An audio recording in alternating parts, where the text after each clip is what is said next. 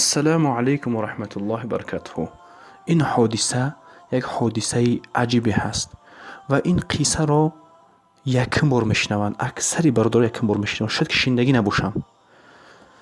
خبر میدهد شریک میگه که بدیم در جنازه. حضرت شریک در زمان ابی حنیفه رحمه الله گذشتگی است. در جنازه بدیم میگه با همراه ما سفیان ثوری بود و ابن شبرمه بود و ابن ابی لیلا بود و ابی حنیفه بود و ابی احواس بود. یک بسیار علما اهل سلف بودن.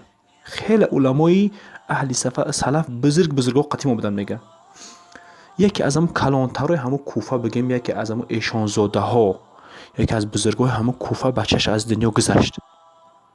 همه بزرگا رو به جنازه خبر کرد. وقتی که جنازه رو حج کرده برده است بدن، یک همون جنازه در جاش ایستاد. همه مردم ایستادن. بعد آدمای پس بدگی گفتن چی گپ هست، چی گپ شید؟ بعد اون جنازه حج کردستگی رفتستگی ها گفتن که مادرش اومد، گفتن اورم هاشمی بود، یعنی که ایشان زاده بود. اون لباس برورده در برای جنازه پرتافت و سرش رو لیچ کرد و گریه و ناله کرد. و پدری اون بچه‌ای که بچهش مردگی است، این مادرش همین کارا کرد.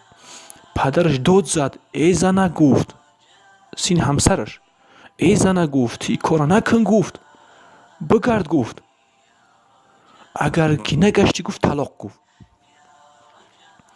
اون زنه کم در حالت غضب، در حالت قهر گفت که والله، گفت حتی گفت جنازه بچه من نخوانم، گفت نمیگردم، اگر که گشتم همه غلامم آزاد، گفت.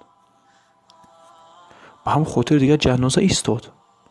حیران شدن این زن اگر پیش برود طلاق می شود و اگر که نرود همه غلاماش، اگر جنازه رو نخواند همه غلاماش آزاد می شود. این جنازه رو برده سیان چیکار نکن. یعنی که پدرش گفت که اگر کسی مادرم مرده، همون او پدرش مادرش که در این حالت دید، گفت که ای زنه، گفت اگر که تو رفتی، گفت پیش رفتی، گفت نگشتی، گفت طلاق، گفت. و این مادرش در جواب قسم خورد، گفت که اگر من حتی گفت به این مرده جنازه بچم که نماز نخوندم نمیگردم، اگر که گشتم همه غلامم آزاد، گفت. خیلی آدمی با آبرو بود، غلام زیاد داشت. به همین خاطر جنازه ایستاد. دیگه در حیرت زدن این مسئله را چطور حل کنن که این کار در حالت غضب می شود غالبا. به همین خاطر پیامبر خدا صلی الله علیه و آله میگه که وقتی که غضب شما بلند می شود، صحابه کرام روایت میکنند اعوذ بالله من الشیطان الرجیم بگین.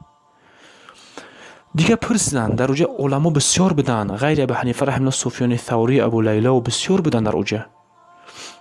دیگه یگام کس جواب گفتن نمیتونه این مسئله را. در حیرت زدن. یک کس چی جوابی گفت که اون قانع نشید.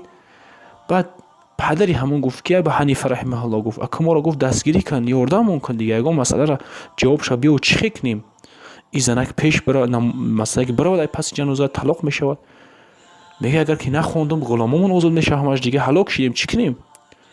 حضرت ابی حنیفه رحمه الله میگه که جنازه را بگذارین در جاش، خلاص بمونن. میگه جنازه را همون مرده در زمین میمونن. زنک میگه یگام قدم پیش نزن، درم جاد بیست، کم تر جنازه را دورترک میمونن. درم جاد بیست، میگه مادری مرده، میگه درم جاد بیست. میگه پدرش میگه که پدر جان، میگه تو پیش بگذار، میگه صف اول ده بیست. مردم میگه صف بکشین، هی آدمایی که پیش میره همتون بیان بگردین، بیان. میگه ابو حنیفه رحمه الله همش میگردن میان. پدر مرده پیش میگذرد و مادرش یک قدم نزده، یک قدم جاش میستد و پدر مرده همون مرده رو میگه که نماز جنازه رو بخون، میگه شروع کن. میگه همه مردم پس اقتدا میکنن. اون جنازه رو میخوند و اون مادرش هم در اونجا یک قدم پیش نزده او رو میخوند. انا میگه مسئله شما حل شید. نه او زنک پیش رفت طلاق نشید، هم او زنک نماز جنازه فرزندش خواند و یگام غلامش آزاد نشید. مسئله در درجه نازکی است که این مسئله را والله اعلم در این زمان شاید که حلش نشود، غیر ابو حنیفه رحمه الله حلش کرد در زمانش. یعنی که اگر که مادر قدم میزد طلاق میشید، نه که قدم نزن که حضرت ابو حنیفه رحمه الله اونجا بیست، جنازه را ماند در زمین، پدرش پیش گذشت خون، مادرش نیت کرد پس از صفی پس، هم طلاق نشید، هم مادرش قسم خورد که من برای هم بچه‌ام که نماز نخوندم همه غلام آزاد گفته بود. هم نماز جنازه را خوند، یگام غلاماش آزاد نشد. السلام علیکم و رحمت الله و برکاته.